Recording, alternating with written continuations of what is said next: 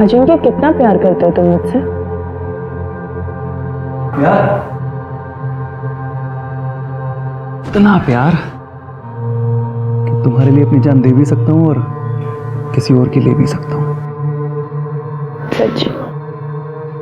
झूठ नहीं बोलता मैं कभी भी, समझी?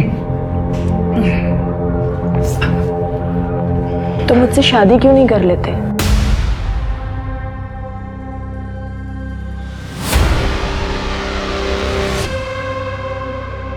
कहना और करना दोनों कितनी अलग अलग बातें होती है ना अजिंक्य। तुम मेरे साथ जीना सीख लो।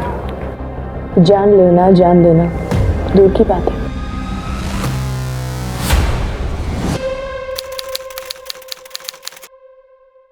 अरे रुको रुको, क्या दादा, वहनी को घर ला रहे हो और जेब भी ना हल्की करनी पड़े?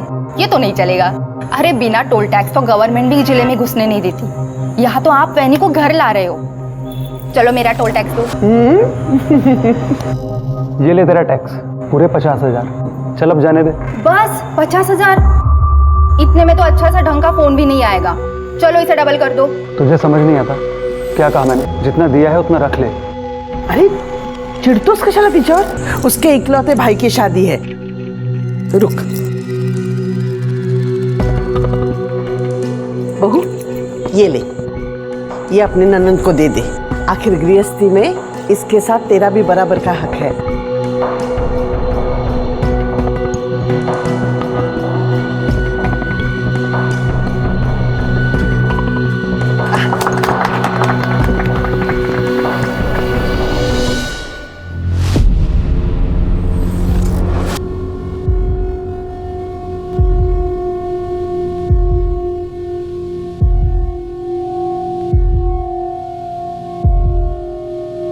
तुम्हें कोई प्रॉब्लम तो नहीं है ना? एक्चुअली मैं बहुत थक गया हूँ, सोना चाहता हूँ।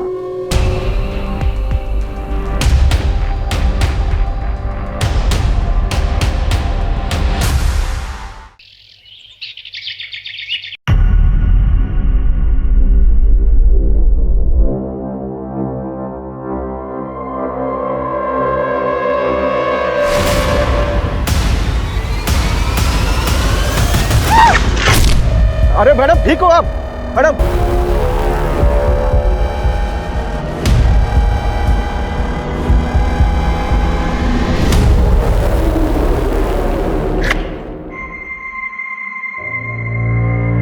क्या हुआ था आज? स्नेहा ने बताया कि रास्ते में गिर गई थी तुम। तो आपको क्या फर्क पड़ता है? आप तो वैसे भी मेरी शक्ल नहीं देखना चाहते ना। ऐसा नहीं है ईशा, अपने काम में थोड़ा सा बिजी हूं मैं, बस।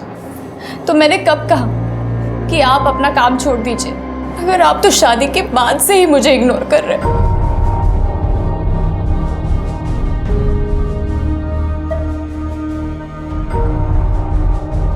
ईशा, थोड़ा सा टाइम दो मुझे, कुछ प्रॉब्लम्स है मेरी, एक बार उन्हें सॉर्ट आउट कर लूं। अजिंक्य, मुझ में कुछ कमी है क्या? पसंद नहीं हूं मैं आपको? ऐसा नहीं है ईशा। ईशा, ईशा सुबह फ्लाइट है मेरी, मुंबई जाना है मुझे, जल्दी उठना है, तो सोने जा रहा हूं। अजिंक्य,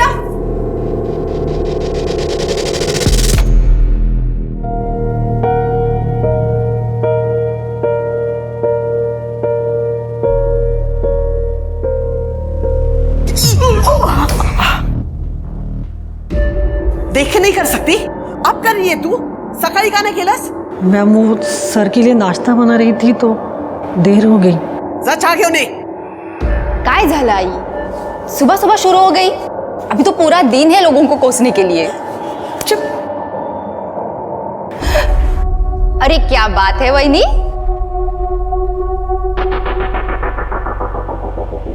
सच बताइए, कल रात दादा ने आपको सोने नहीं दिया ना, इसलिए आपकी नींद लेट खुली ना? वैसे दादा है कहाँ? कई दिनों से नहीं दिखे। सुबह उठेगी तो पता चलेगा ना। हाँ, ऑफिस गया है वो। तसा तुमचा डोळा तर दुपारपर्यंत उघडतच नाही।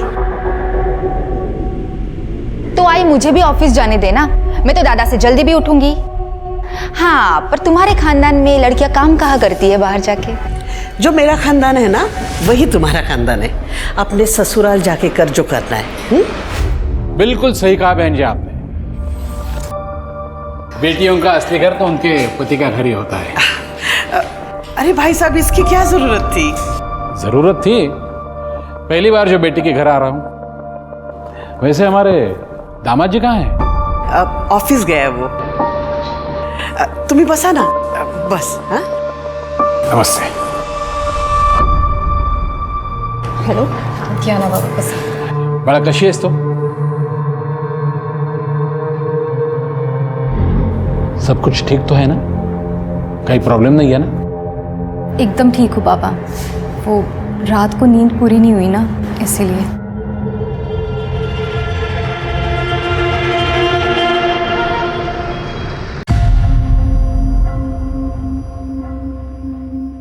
भाई क्या है ये खरोड़ गांव की जमीन खरीदने से मैंने आपको मना किया था, फिर क्यों खरीदी आपने?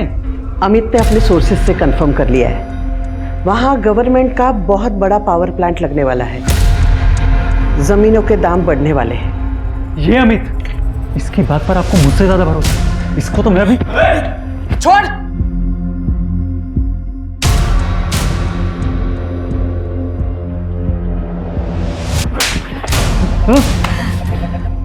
खुद का भला बुरा सोचने की अक्ल तो तुम में है नहीं, वो भी मुझे सोचना पड़ता है। मेरा जितना भला आपको करना था ना, अब कर चुके हो।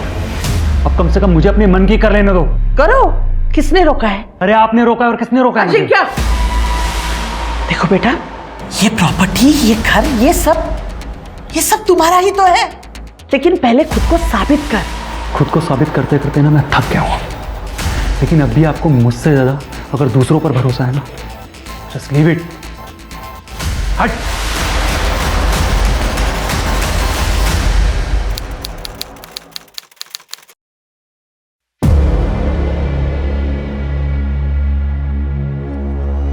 अच्छा एक बात बता, ये तेरा भाई है, अगर ये वापस ही नहीं आया तो तेरी तो मौज ही मौज, सारी प्रॉपर्टी तेरी। कुछ भी बोलते हो यार। आई मुझे ऑफिस तक जाने नहीं देती, प्रॉपर्टी क्या खाक देगी? और वैसे भी भाभी है ना, भैया की बात, प्रॉपर्टी तो भाभी को ही मिलेगी। चलो भाभी को आधी प्रॉपर्टी मिल गई, बाकी बची हुई प्रॉपर्टी तो तेरी हुई। 1 रुपया नहीं मिलेगा मुझे आसानी से, कुछ तो करना पड़ेगा उसके लिए।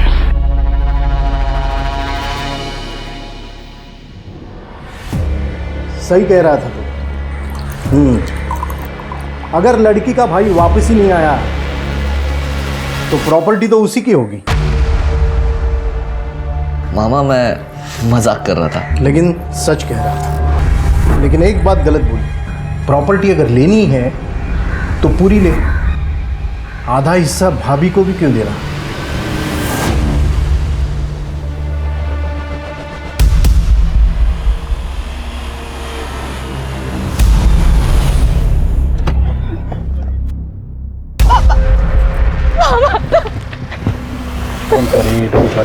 अजिंक्य का नंबर दे, उसको ट्रैक करेंगे, उसका लोकेशन पता चल गया। अब अरे सर, इसकी कोई जरूरत नहीं, मैंने कहा ना आपसे, अजिंक्य वापस आ जाएगा। आई 15 दिन से गायब हो, 10 दिन से उनका फोन बंद है, और आपको कोई टेंशन नहीं हो रही है? अगम, आपकी बात हुई अजिंक्य से? नहीं। बहुत रिलैक्स नजर आ रही हैं, कहीं फंसा होगा, किसी प्रॉब्लम में होगा, उसका नंबर ट्रैक करेंगे प्रिकॉशन के तौर पर। नंबर दीजिए, उसका फोटो भी देना। सही, फोटो उनका। चलिए।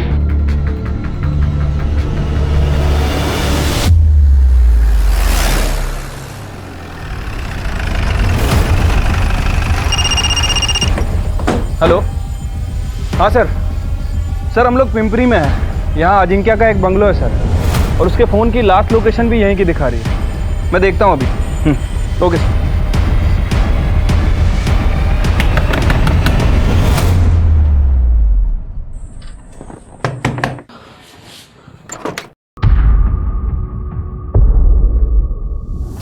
अजिंक्य को बुलाओ। साहब तो चले गए घर पे 1 घंटे पहले। चले गए? तुम कौन हो? मैं किशोर, काम करता हूँ यहाँ। जी सर। तुम कौन हो? सर मैं यहाँ का केयर टेकर हूँ। Caretaker? अजिंक्य यहाँ कितने दिन से रुका हुआ था? मैडम अजिंक्य भाऊ आज ही आए थे, 2-3 घंटे रुके और चले गए।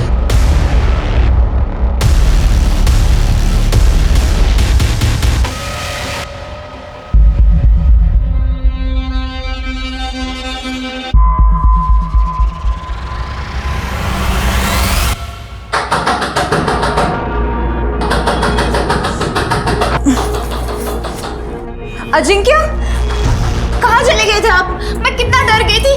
Thank God. कहाँ चला गया था मैं? यही तो था। अरे कौन है? क्यों दरवाजा ठोक रहे हो? आ तो रहा हूं। क्या हुआ? दादा बाहर पुलिस आ गया था। सर मैंने आपको पहले ही कहा था, मेरा बेटा घूमने गए, गायब नहीं हुआ। ये तो मेरी बहू फालतू में घबरा गई। अजिंक्य इसके बाद में जब बाहर घूमने जाओगे तो घर पे इन्फॉर्म करना। चलो थैंक यू। सीरियसली ईशा, तुमने ये पुलिस को इन्फॉर्म कर दिया? लेकिन आप गायब थे, आपका फोन भी नहीं लग रहा था। मैं बहुत डर गई थी। बच्चा नहीं हूं मैं, अपना ख्याल खुद रख सकता हूँ। और आइंदा से अगर तुमने मेरे किसी भी मामले में दखल देने की कोशिश की तो मैं तुम्हारा... बस बेटा, तुम अपने कमरे में जाओ।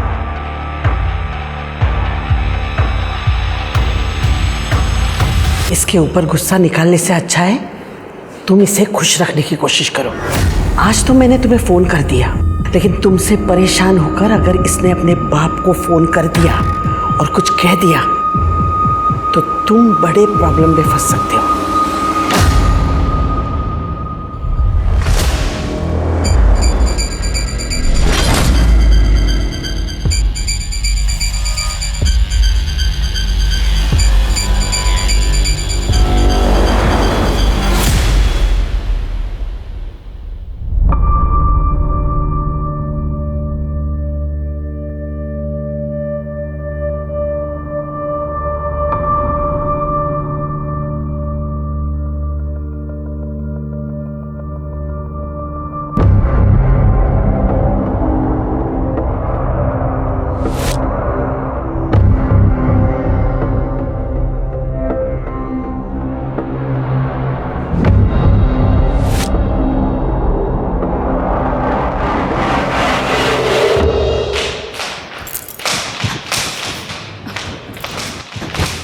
आई, क्या हुआ बेटा, इतनी परेशान क्यों है?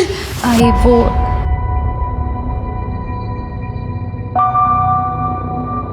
अरे छुपा इसे, कोई देख लेगा।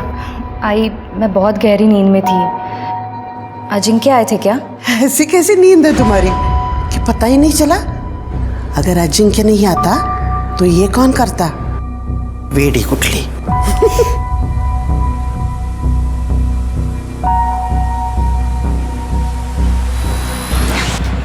थैंक्स।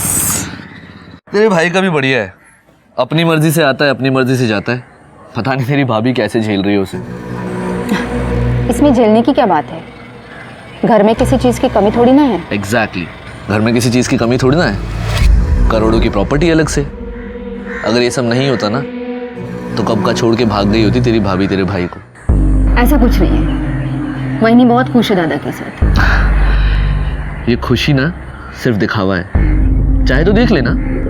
अगर कल को तेरी ये भाभी तेरी दूसरी आई बन के तेरे सर पे ना बैठी ना तो बताना मुझे।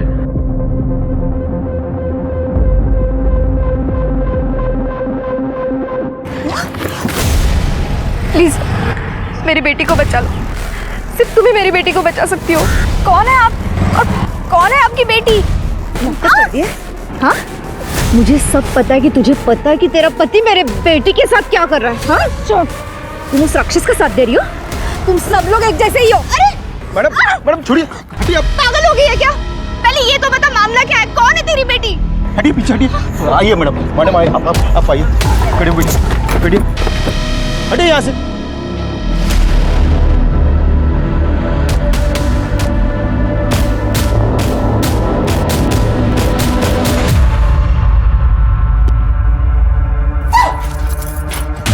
किसी से भी इस बात का जिक्र किया ना, जान से मार दूंगा।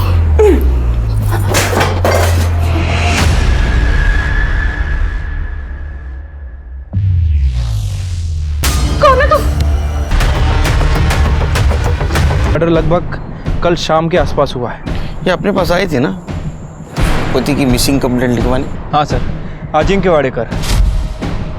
इतने बड़े खानदान की बहू कोथरूड में जंगल में इतने दूर क्या करने आई? बॉडी को पोस्टमार्टम के लिए भेज दो, उसके फैमिली मेंबर्स को बता। Okay sir.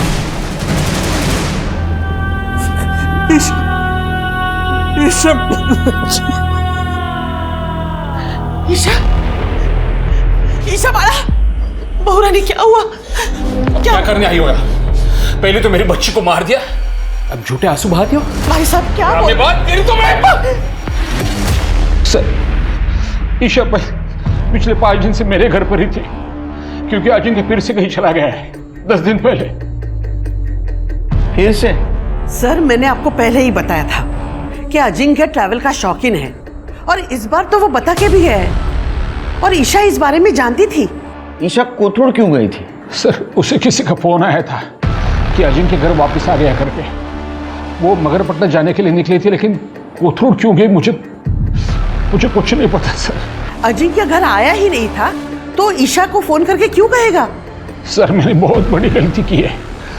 ईशा की शादी अजिंक्य के साथ करके अजिंक्य के घर वालों ने मारा है ईशा को। ईशा ने कभी कंप्लेंट की थी ससुराल वालों के खिलाफ? सर उसकी जरूरत ही नहीं थी, उसके चेहरे पे ही लिखा था कि वो अजिंक्य के साथ शादी करके खुश नहीं है।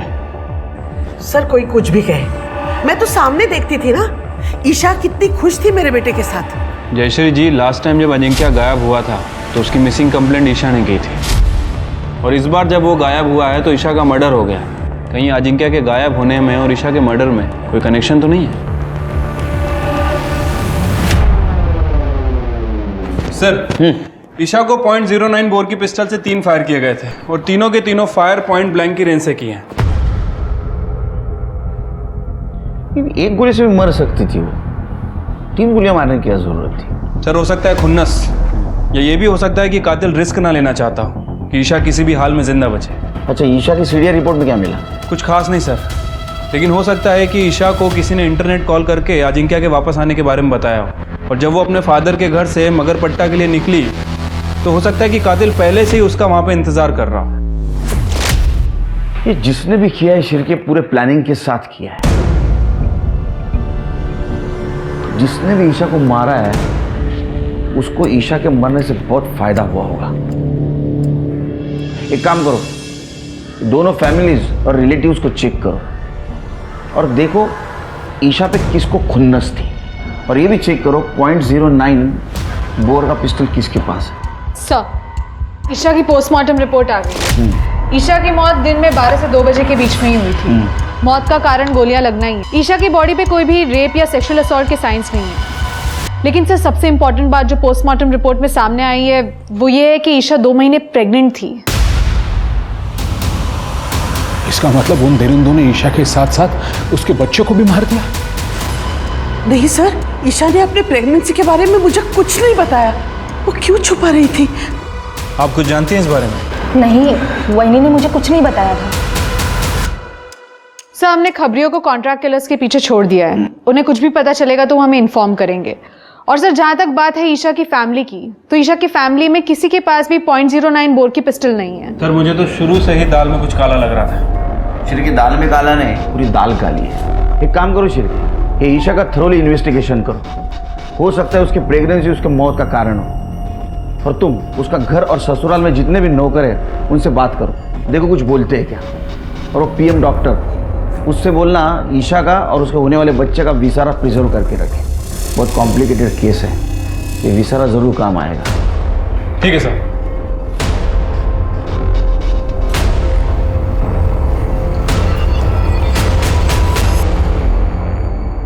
सर, वाडेकर फैमिली के बारे में एक इंटरेस्टिंग बात पता चली है। सर लगभग 20 साल पहले जयश्री वाडेकर के पति प्रभात वाडेकर की गोली मारकर हत्या कर दी गई थी, और सर हत्या के बाद जयश्री ने गांव की पूरी जमीन बेच के पुणे शहर में जमीन खरीदी, और आज जयश्री का जो बिजनेस एम्पायर है वो पुणे की जमीन के बढ़ते रेट की वजह से है। इसका मतलब 20 साल पहले पति की हत्या और अभी बहू की हत्या। इतना ही नहीं सर, अजिंक्य और उसकी फैमिली जितना अपने आप को दूध का दूल्हा बता रहे हैं, शायद वो उतना दूध के दूल्हे है नहीं सर। मतलब? सर करीब 3 महीने पहले जवार थाने में एक लड़की सुनिधि तांबे को किडनैप करने की एनसी फाइल की गई थी अजिंक्य के अगेंस्ट। पुलिस इस केस को इन्वेस्टिगेट करना शुरू भी करे उसके पहले ही एनसी वापस ले ली गई। किसने एनसी की? सुनिधि तांबे की माँ रजनी ने। वो अजिंक्य हमारे पास जमीन खरीदने आया था, पर जमीन खरीदते खरीदते उसने मेरी बच्ची को अपने प्यार के जाल में फंसा लिया सर। तो मुझसे शादी क्यों नहीं कर लेते? और जब उसका मन भर गया तो किसी और से शादी कर ली उस अजिंक्य ने। मेरी बेटी को वहीं पे छोड़ देता तो चल जाता, पर नहीं, पैसे और अपनी ताकत के दम पर वो मेरी बेटी को उठा के लेके गया। अजिंक्य छोड़ मेरी बेटी, पीछे हट। ध्यान से सुन, सुनिधि सिर्फ मेरी है। लेकिन आपने तो एनसी फाइल की थी ना। अगर आप उस कंप्लेन को वापस नहीं लेती तो पुलिस उस केस को इन्वेस्टिगेट करती। वो अजिंक्य मुझे और मेरी बेटी को मारने की धमकियां दे रहा था। वो तो मेरी बेटी ने मेरी खातिर बोला कि वो कंप्लेंट वापस ले ले। सुनिधि को बुलाइए, हमें उससे बात करनी है। ती घरात कुठे है? वो अजिंक्य के पास ही है अभी तक। क्या? एड्रेस दीजिए उसका। शहर के बाद जो पिंपरी है ना, वहाँ पे उसका बंगला है। मेरी बेटी वही है। पिंपरी में? हाँ सर, यही मैडम तो थी जो अजिंक्य साहब के साथ रहती थी यहीं पर, मगर 8-10 दिन पहले साहब के साथ यहाँ तक चली गई। ये मैडम को कभी देख के ऐसा लगा कि वो अजिंक्य के साथ जबरदस्ती रह रही है? नहीं सर, ऐसा तो ज़बरदस्ती मुझे कुछ नहीं लगा। दोनों पार्क में साथ में बैठते थे, सुबह शाम घूमने जाया करते थे, कभी कभी बाहर भी जाते थे। Are you sure इन दोनों के बीच में कभी कोई गड़बड़ नहीं थी? नहीं मैडम, दोनों के बीच में तो कुछ गड़बड़ नहीं थी, लेकिन एक दूसरी मैडम आई थी साहब के यहाँ से जाने के एक दिन पहले, तब दोनों में बहुत झगड़ा हुआ था। क्या वो औरत ये थी? हाँ यही थी। निकल, चल चल यहाँ से, निकल इधर से। मैं पुलिस में जाऊंगी। अरे हाँ, तेरे को जहाँ जाना है जा, डरता नहीं हूँ मैं किसी से। सर, बंगलो के केयरटेकर रमेश ने जो बताया था, सर इसे देखकर तो ऐसा ही लग रहा है कि सुनिधि अपनी मर्जी से अजिंक्य के साथ रह रही थी। सर ऐसा भी हो सकता है कि इन दोनों को साथ में रहना हो, इसलिए दोनों ने किडनैपिंग का नाटक किया हो। लेकिन जब सुनिधि की माँ रजनी ने पुलिस में कंप्लेंट फाइल की तो जान का खतरा बताकर सुनिधि ने अपनी माँ के पास से कंप्लेंट वापस करवा ली। सर ये दूसरा वीडियो। पॉसिबिलिटी है, क्योंकि ईशा अजिंक्य से लड़ने गई थी और उसने उसको पुलिस की धमकी दे दी, और नेक्स्ट डे अजिंक्य और सुनिधि दोनों गायब हो गए, और अब ईशा को रास्ते से हटा दिया। लेकिन शिरके, इतना सब उसके लाइफ में मैटर चल रहा था कि जयश्री जी को पता नहीं था। सर ये बात तो ईशा के फादर को भी नहीं पता थी। क्या झगड़े के वक्त से ही अपने फादर के साथ रह रही थी, ना तो उसने प्रेगनेंसी की बात अपने फादर को बताई और ना ही सुनिधि के बारे में। और सबसे इम्पोर्टेंट बात, ये बंगला और अजिंक्य और सुनिधि के बारे में ईशा को बताया किसने? सर इस बारे में मैंने जयश्री जी से बात की थी। सर सुनिधि के साथ मेरे बेटे ने अपना रिश्ता कब का खत्म कर लिया था, और अब आप कह रहे हैं कि मेरे बेटे ने सुनिधि को जबरदस्ती अपने साथ रखा था। मेरे लिए तो पेपर्स ओके हैं, एक बार क्रॉस चेक करवा के डॉक्यूमेंटेशन के लिए भेज दो। Okay ma'am. बेटा जी मैडम ने पेपर भेजे डॉक्यूमेंटेशन से पहले देखने के लिए। आपने देख लिए ना? हाँ ओके। तो भेज दीजिए डॉक्यूमेंटेशन के लिए। मैं आप पे कैसे डाउट कर सकती हूँ? आखिर हमें ही तो एक दूसरे का ख्याल रखना है। वाडेकर परिवार में शक्ति का केंद्र बदल चुका था। हर बार अजिंक्य की वापसी का भरोसा रखने वाली जयश्री ने इस बार अजिंक्य की वापसी का इंतजार ना करके अपने स्वाभाविक उत्तराधिकारी के तौर पर स्नेहा को चुन लिया था, जबकि वो हमेशा लड़कियों के काम करने के खिलाफ रही थी। क्या उसे कुछ ऐसा पता था जो अपने उत्तराधिकारी का चुनाव करना उसकी मजबूरी बन गई थी?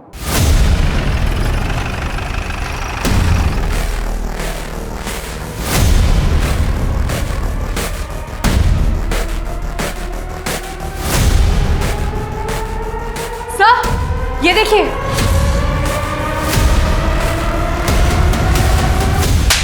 क्यों मारा? ईशा को क्यों मारा? सर मैं क्यों मारूंगा ईशा को? सर मेरा तो उससे कुछ लेने देना ही नहीं है।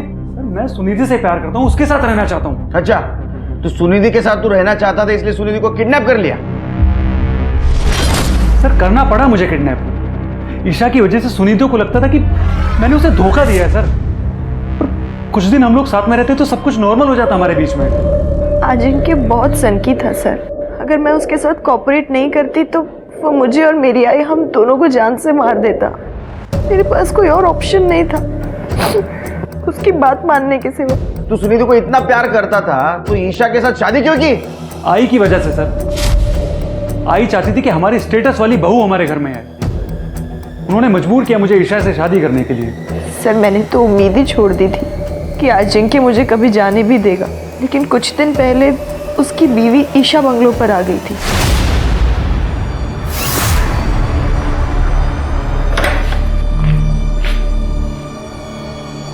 प्लीज मुझे बचा लो, प्लीज।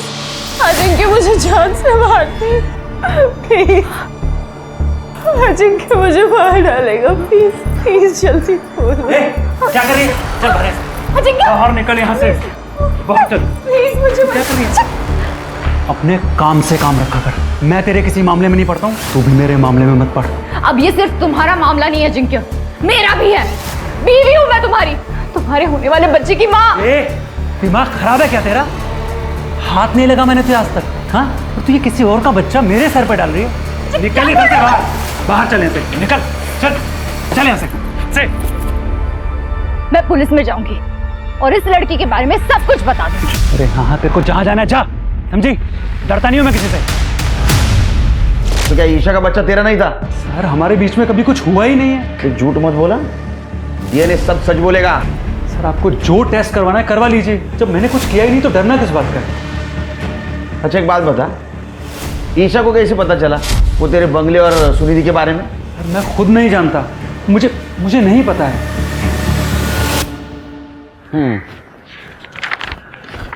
सर अजिंक्य के फ़ोन लोकेशन के हिसाब से पिछले 2-3 महीने में उसकी फ़ोन की लोकेशन वाडेकर हाउस में बहुत कम रही है सर। ये देखिए, कभी एक दिन, कभी आधा दिन। सर कहीं वो सच तो नहीं कह रहा है? मतलब वाकई में ईशा का किसी के साथ कोई अफेयर चल रहा था और इसीलिए शायद उसने अपनी प्रेगनेंसी की बात छुपाई। नहीं लेकिन सिरके, अजिंक्य जैसा आदमी जिसने सुनिधि को किडनैप किया और बलजबरी अपने साथ रखा, उसका डीएनए टेस्ट करने के बाद ही पता चलेगा वो झूठ बोल रहा है सच बोल रहा है। अगर झूठ बोल रहा है तो अरेस्ट कर लेंगे, और अगर वो सच बोल रहा है तो इसका मतलब ये है कि ईशा की ज़िंदगी में कोई और था।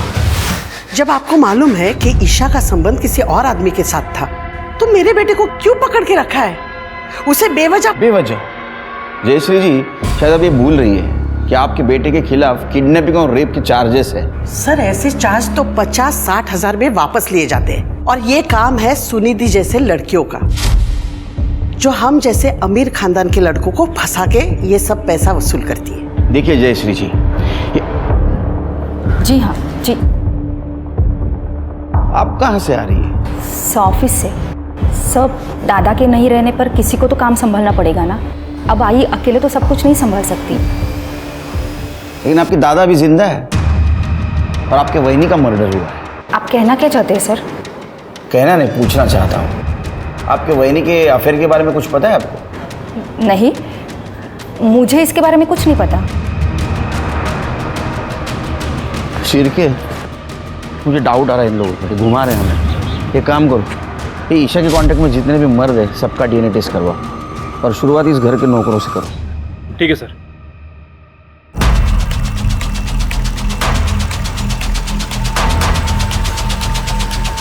डर क्यों रहा है? नहीं सर। कुछ किया? नहीं सर, मैंने कुछ नहीं किया। अब कौन बचा? सर नीलेश, जयश्री जी का खास। सर सारा सामान डीएनए के लिए भेज दो और बोलना रिपोर्ट जल्द से जल्दी दो। ठीक है सर। सर डीएनए की जरूरत नहीं है। ईशा वाहिनी के होने वाले बच्चे का बाप मैं ही हूँ सर। इंस्पेक्टर साहब, अरेस्ट करना इसे। अपनी पोल खुलने की वजह से इसी ने मेरी बहू को मारा और इसकी सजा मेरा बेटा भुगत रहा है। ये क्या बात कर रही है मैडम आप?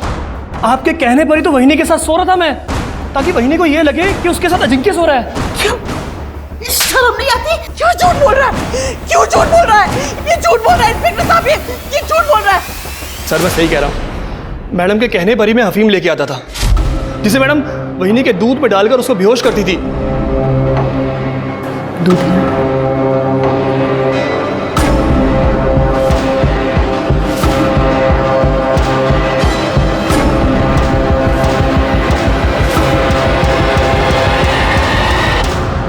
सर, ये झूठ बोल रहा है, ये झूठ बोल रहा है। अरे घेऊन चला, क्या सच क्या झूठ हम पता करेंगे। सर नीलेश अभी भी अपनी बात पे अड़ा हुआ है। उसका कहना है कि उसने जो कुछ भी किया जयश्री के कहने पे किया है। लॉजिकली सोचो शिरके, एक बड़ा घर है, उस घर में एक नौकर है और उसने उस घर के बहू के साथ संबंध बनाए हुए हैं और घर में किसी को मालूम नहीं। सर पॉसिबल तो नहीं है, लेकिन हमारे पास जयश्री के खिलाफ कुछ है भी नहीं, सिर्फ वो एक नीलेश का स्टेटमेंट है। नहीं, सबूत तो नहीं है, लेकिन वाडेकर हाउस में एक आदमी है जिसके चेहरे पे लिखा है वो कुछ जानता है।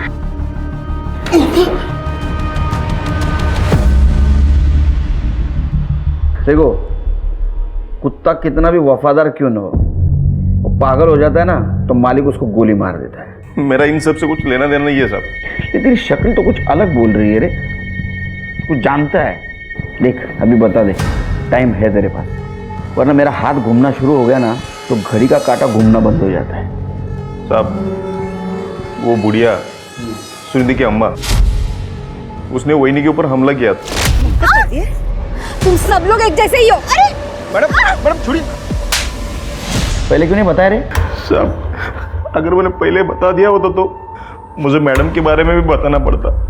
वो वहीनी ने बताया था मैडम को वो बुढ़िया के हमले के बारे में। कोई भी ऐरी गहरी औरत रास्ते में तुम्हें मिलके कुछ भी कह दे और तुम घर पे आके झगड़ा करोगे? परनाई, रोड पे कितने सारे लोग थे, उसने किसी से कुछ नहीं बोला, सिर्फ मुझे ही क्यों कहा कि मेरे पति से उसकी बेटी को बचाओ। मुझे कैसे पता चलेगा?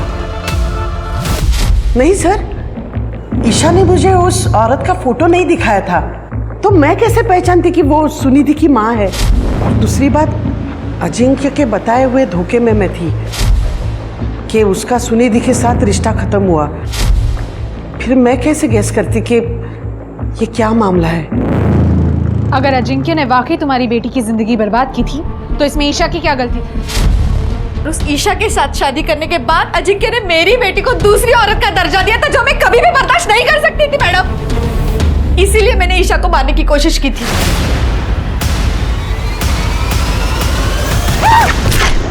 अरे मैडम ठीक हो आप? लेकिन वो बच गई, इसलिए तुमने दोबारा ट्राई किया। तुम सब लोग एक जैसे ही हो। अरे मैडम छोड़िए। लेकिन तीसरी बार ईशा बच नहीं पाई, वाकई तुमने उसे मार दिया। नहीं नहीं, मेरी आई ने ईशा को नहीं मारा है। मेरी आई किसी को भी नहीं मार सकती है। मैंने सुना था ईशा को 3 गोलियां लगी थी ना। एक बार हमारी हालत तो देखिए, मैं अपने बच्चे का इलाज नहीं कर पा रही थी हॉस्पिटल में, इसलिए उसको घर पे लेके आई। जो धक्का वक्का करना था वो मैंने किया, पर ईशा पे गोलियां चलाने के लिए पैसे मेरे पास नहीं थे। मैडम लेके जा रहे हो? मैडम छोड़ो मैडम, मैंने कुछ नहीं किया, मेरी आई ने कुछ नहीं किया। सर ये जयश्री कभी नहीं चाहती थी कि स्नेहा बिजनेस में दखल अंदाजी दे, लेकिन अब ये स्नेहा बिजनेस में दखल अंदाजी देने लगी है।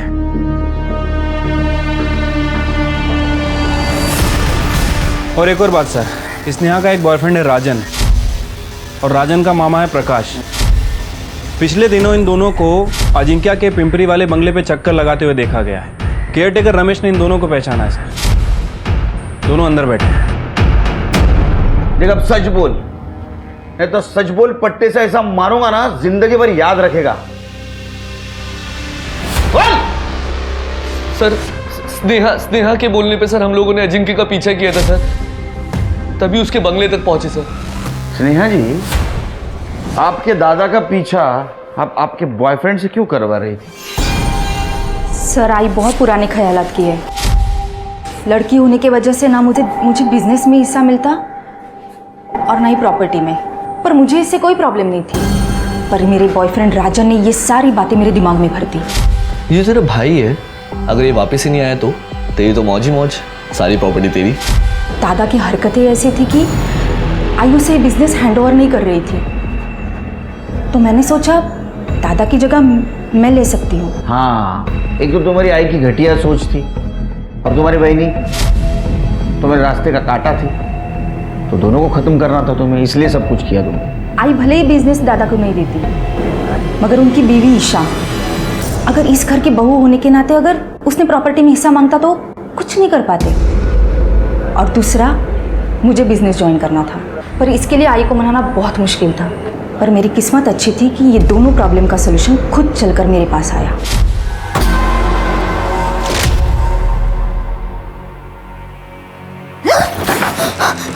ये क्या कर रहे हैं आप? डर क्यों रही है? हाँ? नहीं, मुझे पता है तेरा पति अजिंक्य तुझे खुश नहीं रख पाता। तो बोले तो वो कभी मैं पूरी कर दूं? हिम्मत कैसी हुई आपकी ये सब सोचने की? मैं भी आई को सब बोल दूंगी, सब बता दूंगी। अगर किसी से भी इस बात का जिक्र किया ना, जान से मार दूंगा। वैसे भी तो किसी से भी ये बात कहेगी ना, तेरी बात कोई नहीं मानेगा। लेकिन अगर मैं आई को बताऊंगी ना, तो वो जरूर मानेगी।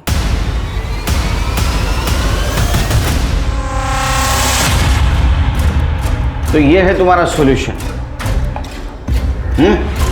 सर, आई अमित अंकल पर खुद से भी ज्यादा भरोसा करती थी और इनकी गर्दन मेरे हाथ में थी, इसलिए मैंने इनको ब्लैकमेल किया ताकि वो आई को मनाए मेरी तरफ से बिजनेस ज्वाइन करने के लिए।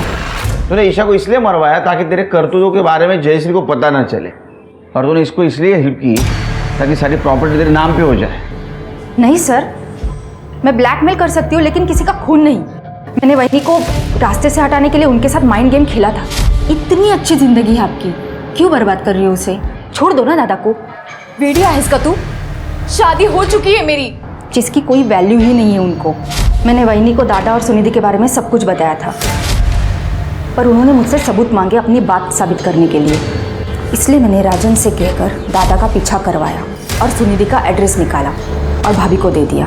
वहीनी ने अपनी आंखों से सारी सच्चाई देखी थी, मगर किसी से कुछ नहीं कहा, और अगर मैं किसी से कुछ कहती तो दादा ही मुझे जान से मार देते, इसलिए मैं भी चुप बैठी। स्नेहा भी यही बात रिपीट कर रही थी और मुझे भी ये बात परेशान कर रही थी। अगर उस दिन ईशा ने अजिंक्य और सुनिधि का झगड़ा देखा तो उसने किसी को बताया क्यों नहीं? झगड़ा कितनी तारीख को हुआ था? सर 5 तारीख को। तुरंत 5 तारीख का ईशा का मोबाइल लोकेशन और कॉल डिटेल्स निकालो और देखो वो कहाँ गई थी, किससे बात की, किससे मिली, सब डिटेल्स निकालो। सर। अरे नीलेश और अजिंक्य, उनकी डीएनए रिपोर्ट का क्या हुआ? Sir we on it. Good. Sir, Prabhat Wadekar याद है?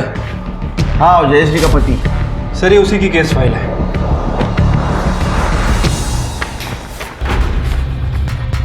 और सर ये, अरे तो उस्मान शेख है, शार्प शूटर, ये तो जेल में बंद था।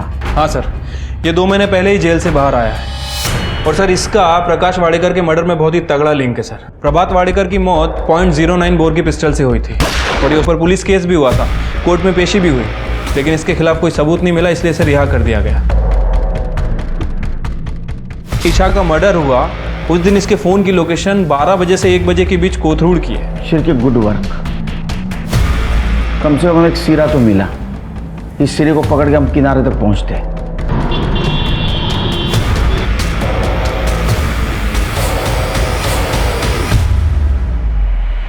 जयश्री जी, आपने झूठ बोला हमसे। नंबर 1, नीलेश आपके लिए काम नहीं करता, और नंबर 2, ईशा के प्रेगनेंसी के बारे में आपको पता नहीं था। फिर तो बकवास कर रहे हैं आप। आपने झूठ बोला, इसका सबूत है हमारे पास। किरण, बता इनको क्या देखा था उस दिन। डरो मत। मैंने तुम्हें अपने बहू के साथ सिर्फ सोने के लिए कहा था ताकि वो अजिंक्य के धोखे में रहे। तुमने उससे प्रेग्नेंट कर दिया, इडियट। गलती होगी मैडम।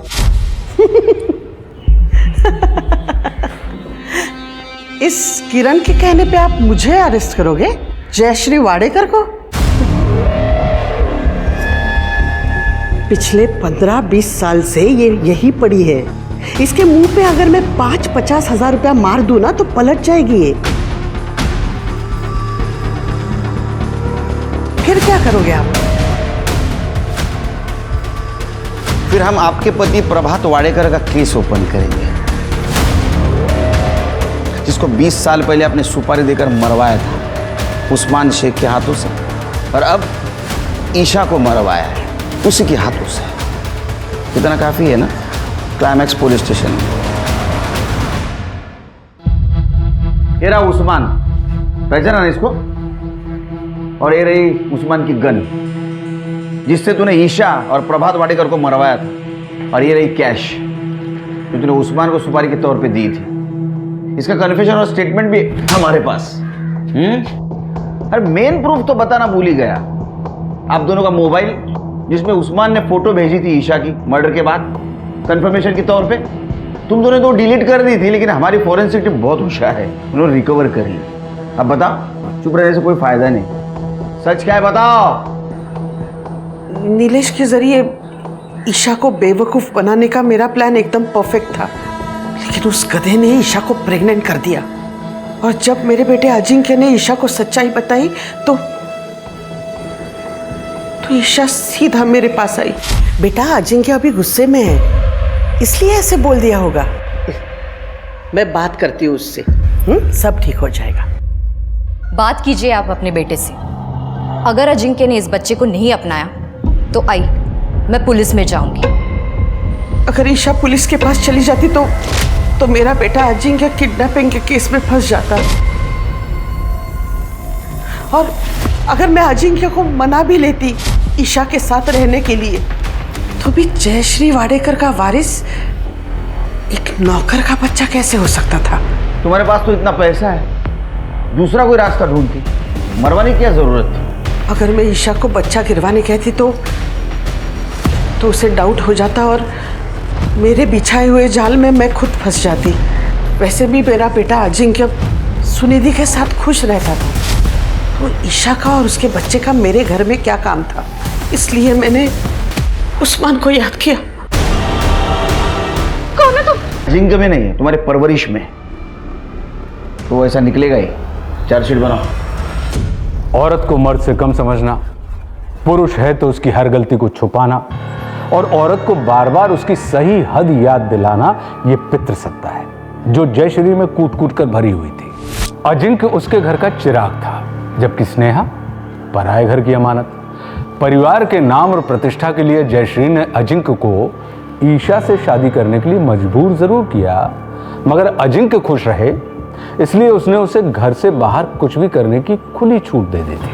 अपने बेटे के गलत कामों की पोल ना खुले, इसलिए जयश्री ने ईशा के साथ नीलेश के जरिए जो किया था वो बहुत ही गंदा था। और आखिर में जब ईशा जयश्री के पापों के जीते जागते सबूत को जन्म देने वाली थी तो जयश्री ने उसे रास्ते से ही हटा दिया। बराबरी का समाज भारत में आज भी बहुत दूर का सपना है, लेकिन ये दूरी हमें धीरे धीरे ही सही तय तो करनी ही होगी, तभी हम दुनिया के सामने एक प्रगतिशील और उन्नत समाज होने का दावा कर सकेंगे। अब मैं आशुतोष राणा आपसे विदा लेता हूं। हम फिर मिलेंगे एक ऐसी ही कहानी के साथ जो आपको रखेगी सतर्क और जिंदगी को सुरक्षित। तब तक अपना और अपने परिवार का ख्याल रखिए और देखते रहिए क्राइम पेट्रोल सतर्क। जय हिंद।